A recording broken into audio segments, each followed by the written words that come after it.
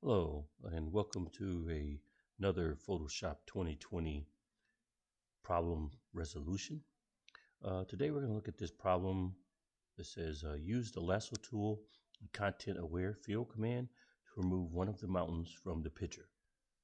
I went ahead and took the liberty of opening up the picture I wanted to edit.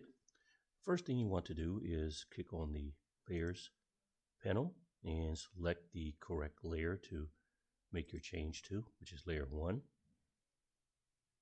Next, we want to click on the lasso tool. You can right click on the down arrow and select the lasso tool. Next, you want to then go ahead and draw a lasso around the mountain that you want to remove. In this case, we remove this middle mountain. All right, you got the lasso drawn around there. Next thing you want to do is go to Edit and click on the Fill. And you'll get a fill dialog box. On the fill dialog box, make sure the color adaptation is selected. And here, and content aware is also showing up here in the contents box. And click OK.